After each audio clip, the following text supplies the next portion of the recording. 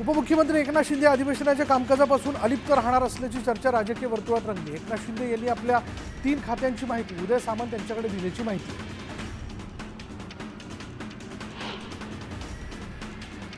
विरोधी पक्ष नेतेपदावरून वाद पेटण्याची चिन्ह आहेत। विधानसभेत विरोधी पक्ष नेतेपद आम्ही सोडलं, त्यामुळे विधान परिषदेतलं विरोधी पक्ष नेतेपद आम्हाला द्या अशी मागणी नाना पटोले यांनी केली आहे। विधान परिषदेत माणिकराव कोकाटेंच्या राजीनाम्यावरून विरोधक आक्रमक झालेत। कोर्टाची ऑर्डर आल्यावर निर्णय घेऊ असं स्पष्टीकरण मुख्यमंत्री देवेंद्र फडणवीसांनी दिलं। जितेंद्र आव्हाडांनी हातात बेड्या घालून विधिमंडळ परिसरात आंदोलन केलं। यावेळी अभिव्यक्ती स्वातंत्र्यावरील घाल्याचा आव्हाडांकडून निषेध करण्यात आला। महाराष्ट्रातही विरोधकांना बोलू दिलं जात नाही असा आरोप आव्हाडांनी केला। मंत्री धनंजय मुंडेंबाबत 2 दिवसात अंतिम निर्णय होण्याची शक्यता आहे। मुंडेंवर होणारे आरोप आणि आरोपांमुळे होणारी सरकारची बदनामी यामुळे मुख्यमंत्री फडणवीस मुंडेंबाबत काय भूमिका घेतात याकडे राज्याचं लक्ष लागलं। धनंजय मुंडेंचा मंत्रिपदाचा राजीनामा व्हायलाच पाहिजे। त्यांचा राजीनामा आज झाला नाही तर पत्रकार परिषद घेऊन पुढील दिशा स्पष्ट करणार असं सामाजिक कार्यकर्त्या अंजली दमानी यांनी सांगितलं। सरकारमध्ये नैतिकता नाही, सरकारला अहंकार आलाय। धनंजय मुंडेंनी नैतिकता दाखवायला राजीनामा दिला पाहिजे अशी मागणी रोहित पवार यांनी केली। धनंजय मुंडेंनी नैतिकता दाखवून राजीनामा द्यावा अशी मागणी जी संदीप क्षीरसागर यांनी केली। वाल्मिक कराड आणि गँगला कोण वाचवत होतं असा थेट सवाल क्षीरसागर यांनी सरकारला विचारला। बीडच्या परळीतील व्यापारी महादेव मुंडेंच्या पत्नीने जिल्हाधिकारी कार्यालयासमोर बेमुदत उपोषण सुरू केलंय। 16 महिने होऊनही हत्या प्रकरणात न्याय मिळत नसल्यानं ज्ञानेश्वरी मुंडे यांनी परिवारासह उपोषण करण्याचा निर्णय घेतला। जोपर्यंत आरोपींना अटक करणार नाही तोपर्यंत उपोषण सोडणार नाही अशी भूमिका महादेव मुंडे यांच्या पत्नी ज्ञानेश्वरी मुंडेंनी घेतली। मुख्यमंत्र्यांनी SIT स्थापन करून मला न्याय द्यावा अशी मागणी ही ज्ञानेश्वरी मुंडेंनी केली। नागपूर सायबर पोलीस प्रशांत कोरटकरकडून मोबाईल आणि सिम स्वीकारणार नाहीत अशी माहिती सूत्रांनी दिली आहे। नागपूर सायबर पोलिसात गुन्हा दाखल नसल्यानं कोरटकरचा मोबाईल आणि सिम कोल्हापूर पोलिसांकडे चौकशीसाठी जाण्याची शक्यता आहे। प्रशांत कोरटकरवर देशद्रोहाचा गुन्हा दाखल करावा या मागणीसाठी अमरावतीत मोर्चाचं आयोजन करण्यात आलं आणि यावेळी मोर्चात महिलांनीही मोठ्या प्रमाणात सहभाग घेतला।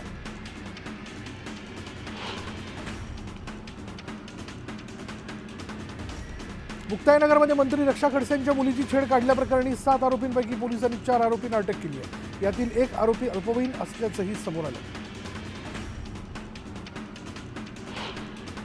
लाडक्या बहिणींना महिला दिनाच्या निमित्ताने सरकारकडून गिफ्ट मिळणार आहे। 8 मार्चला महिला दिनी लाडक्या बहिणींना फेब्रुवारी आणि मार्च असे 2 महिन्यांचे हप्ते मिळणार आहेत। रक्षा खडसेंच्या मुलीची छेडछाड करणाऱ्या आरोपींवर कठोरात कठोर कारवाई करण्यात यावी या मागणीकरता शिवसेनेच्या पदाधिकाऱ्यांनी पोलीस अधीक्षकांना निवेदन दिलं। नंदुरबारच्या ग्रामीण भागात वारंवार खंडित होणाऱ्या वीज पुरवठ्याविरोधात ठाकरे गटाने आंदोलन केलं। आंदोलनादरम्यान वितरण कार्यालयाला टाळ ठोकलं। बीडच्या परळीतील छत्रपती शिवाजी महाराज चौकात तडोळी इथे एका व्यक्तीवर 2023 मध्ये हल्ला करण्यात आलेला होता आणि या प्रकरणी त्या व्यक्तीने परळी न्यायालयात धाव घेतली। या प्रकरणी पोलिसांनी आता 7 अज्ञातांविरोधात गुन्हा दाखल केला।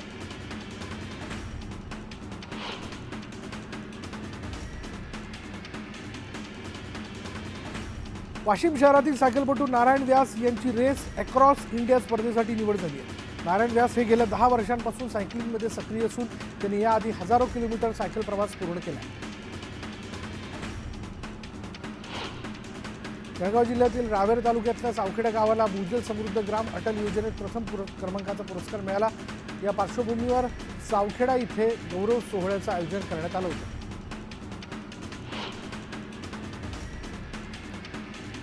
हिंगोलीच्या नरसी नामदेव पुसेगाव सेनगाव परिसरात अनेक शेतकऱ्यांनी उन्हाळी झेंडू फुलांची लागवड केली आहे। उन्हाळ्यात या झेंडूच्या फुलांना तेलंगणातील निजामाबाद, हैदराबाद यासह इतर मोठ्या शहरात देखील मोठी मागणी असते।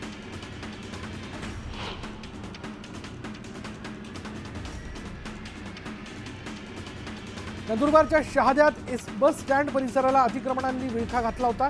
वारंवार नोटीस देऊनही अतिक्रमण न हटवल्यानं शहादा पालिकेनं अतिक्रमणांवर हातोडा चालवला। परिसरातील बॅनर टपऱ्या काढण्यात आल्या।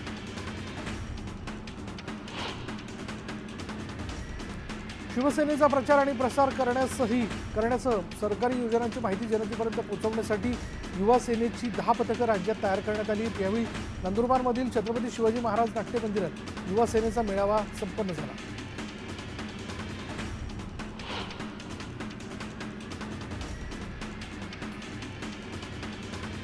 खासदार उदयनराजेंनी चांदीचं काम केलेलं सिंहासन आणि जिरे टोप छत्रपती शिवाजी महाराज संग्रहालयाला भेट दिला.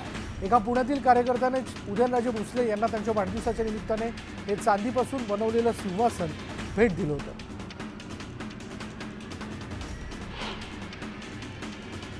वाशिम जिल्ह्यातील बहुतांश शेतकऱ्यांनी सोयाबीन शेती केली आहे. मात्र मागील 8 वर्षांमधील सर्वाधिक निच्चांकी दरावर सोयाबीन गेल्यानं शेतकरी आर्थिक संकटात सापडला.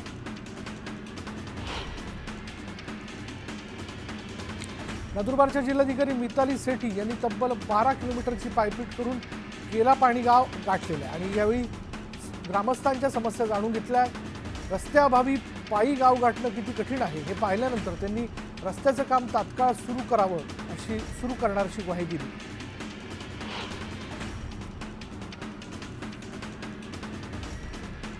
ताडोबा अंधारी व्याघ्र प्रकल्पामुळे चंद्रपूर जिल्ह्याचं नाव जागतिक पातळीवर पोहोचलंय. मानव आणि वन्यजीव संघर्ष रोखण्यासाठी वन विभागाने आणखी प्रभावी उपाययोजना कराव्यात अशा सूचना आदिवासी विकास मंत्री अशोक उईके यांनी दिल्या.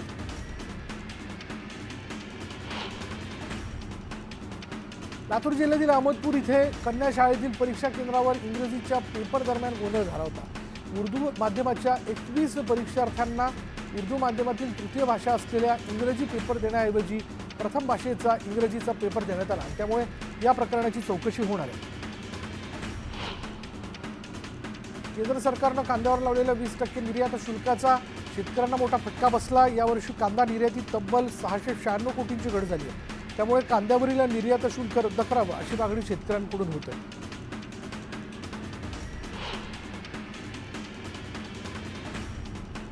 मालेगाव सुरगाणा भागातील ढगाळ वातावरणामुळे आंब्याच्या मोहराला फटका बसला आहे.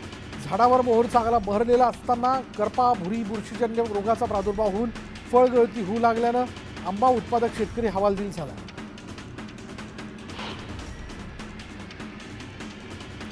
धाराशिवमध्ये शेळ्या चोरणाऱ्याला विरोध केल्यानं चोरट्याने वृद्धाचा खून केला. या प्रकरणी गावकऱ्यांनी आक्रमक होत रास्ता रोको करत पोलिसांना घेराव घातला.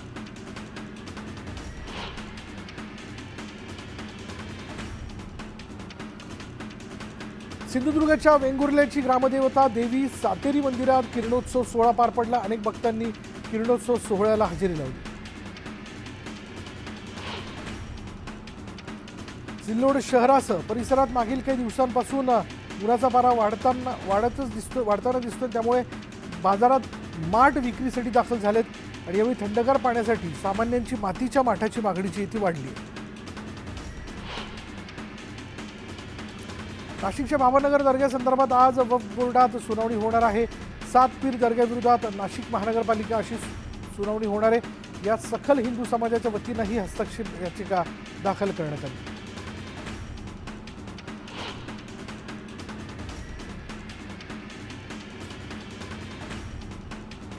सोमनाथ सूर्यवंशीला न्याय देण्याच्या मागणीसाठी परभणीतून निघालेला लॉंग मार्च नाशिकमध्ये स्थगित करण्यात आला होता आणि त्यानंतर पुन्हा एकदा वाडेवाडीमधून लॉंग मार्च निघणार आहे. यामध्ये परभणीमधील सामाजिक कार्यकर्ते आणि दलित संघटनाही सहभागी होणार आहेत. एकात्मिक बाल विकास सेवा योजनेच्या बार्शी ग्रामीण आणि वैराग प्रकल्पासाठी अंगणवाडी सेविका आणि मदतनीस पद भरतीच्या प्रक्रियेला सुरुवात झाली आहे.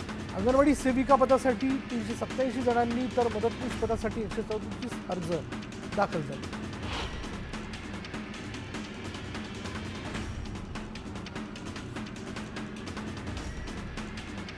सांगलीमधील मिरज तालुक्यातील पाटगाव इथे एका माजी सैनिकानं केवळ 1 एकर शेतात कलिंगडाचं भरघोस उत्पादन घेतलंय. 1 एकर शेतातून जवळपास 30 ते 35 टन कलिंगड फळाचं उत्पादन घेण्यात आलंय.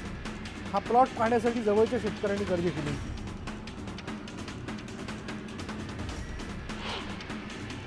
छत्रपती संभाजीनगर महापालिकेकडून नागरिकांना काळ्याशार दूषित पाण्याचा पुरवठा केला जातोय. दूषित पाण्यामुळे नागरिकांचं आरोग्य धोक्यात आलं आणि त्यामुळे पालिका नागरिकांच्या आरोग्याशी खेळ करत असल्याचा आरोप करत नागरिकांनी संताप व्यक्त केला. सोयाबीनची आधारभूत किंमत आणि शासकीय दर 4,492 रुपये प्रति क्विंटल असताना देखील अमरावतीच्या कृषी उत्पन्न बाजार समितीत 3800 रुपयांचा दर मिळत असल्यानं सोयाबीन उत्पादकांचा प्रति क्विंटल 1,000चं नुकसान होतं.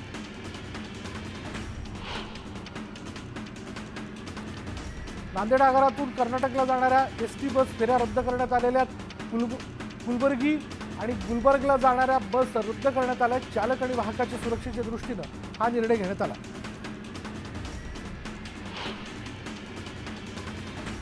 चांदवड नगर परिषदेने शहरात अतिक्रमण हटाव मोहीम सुरू केली आहे. वाहतुकीस अडथळा ठरणारी जवळपास 100 अतिक्रमण जमीनदोस्त करण्यात आली.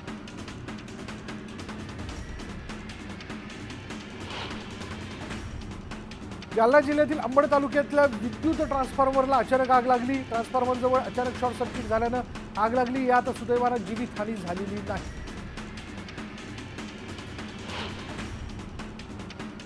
वाशिमच्या मानोरा तालुक्यातील धावंडा इथल्या शेतकऱ्यांनी टरबूजाच्या पिकामध्ये मल्चिंगवर केळीचं लागवड करून उत्पन्न वाढवण्याकरता नवीन प्रयोग केला. यात या शेतकऱ्याला चांगलाच आर्थिक फायदा झाला.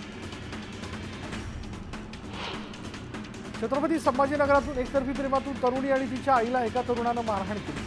लग्नाला तरुणीनं नकार दिल्यानं आरोपीनं शिवीगाळ करत मारहाण केली आणि या प्रकरणी अॅट्रॉसिटीचा गुन्हा दाखल करण्यात आला.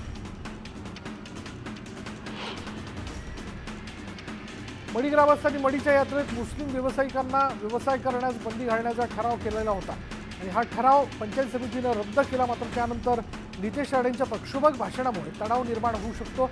त्यामुळे मुख्यमंत्र्यांसह दोन्ही उपमुख्यमंत्र्यांनी यात लक्ष घालावं अशी मागणी जी आहे ती शरद पवार गटाच्या प्रताप ठाकरे यांनी केली आहे.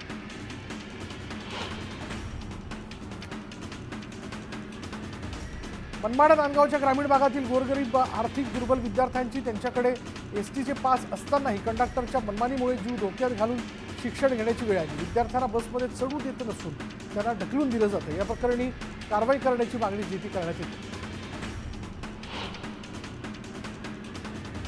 सोलापूर शहर मध्य विधानसभा मतदारसंघातील नागरिकांच्या अडचणी सोडवण्यासाठी भाजपचे आमदार देवेंद्र कोठे यांनी आमदार आपल्या भेटीला उपक्रम राबवला. यावेळी त्यांनी मतदारसंघातील नागरिकांच्या समस्या जाणून घेतल्या.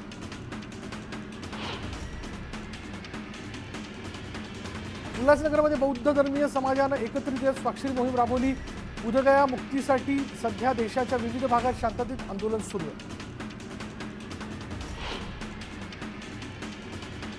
प्रशांत गोरटकरनं केलेल्या वादग्रस्त वक्तव्याचा सर्वच स्तरातून विरोध होतोय. अमरावतीमध्ये शिवप्रेमी संघटनांनी निषेध मोर्चा काढत गोरटकरच्या वक्तव्याचा निषेध केला. महाडच्या छबिना उत्सवात जवळपास 2000हून अधिक दुकानं आणि 30पेक्षा जास्त पाळणे सहभागी झालेत. 2 दिवसांच्या उत्सवाच्या कालावधीत लाखोंची उलाढाल झाली. पुण्याच्या नवले पूल परिसरात अपघात झालेला आहे. भरधाव ट्रॅव्हलरनं नरेश झील कॉलेज ते नवले ब्रिज जवळील सेल्फी पॉईंटपर्यंत अनेक दुचाकी रिक्षा आणि अन्य वाहनांना धडक दिली. यात एकाचा जागीच मृत्यू झाला तर 3 जण गंभीर जखमी झाले. मराठवाड्याने यंदा भीषण पाणी टंचाई निर्माण झालेली. मराठवाड्यात आणि त्यामुळे पशुपालकांमध्ये चाऱ्याचा मोठा प्रश्न निर्माण झाला. चाऱ्याभावी जनावरांना निम्म्या किमतीत विकण्याची वेळ शेतकऱ्यांवर आली.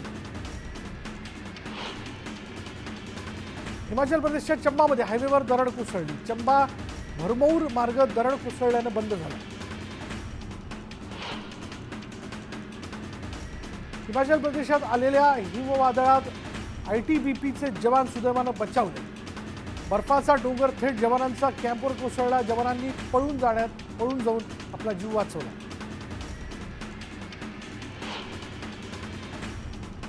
दिल्लीतील मोतिया खान परिसरातल्या एका घराला भीषण आग लागली. या आगीत होरपळून एका व्यक्तीचा मृत्यू झालाय. सिलेंडर स्फोटामुळे ही आग लागल्याचा प्राथमिक अंदाज आहे. उत्तर प्रदेशातल्या एटामध्ये भरधाव कारनं रस्त्याच्या कडेला उभ्या असलेल्या कारला धडक दिली. सुदैवाने या अपघातात जीवितहानी झालेली नाही. मध्य प्रदेशच्या पन्नामध्ये पोलीस ठाण्यातच पार्टी साजरी करण्यात आली. सोशल मीडियावर हा व्हिडिओ व्हायरल झाल्यानंतर पोलीस अधीक्षकांनी सर्व पोलीस कर्मचाऱ्यांना नोटीस बजावली.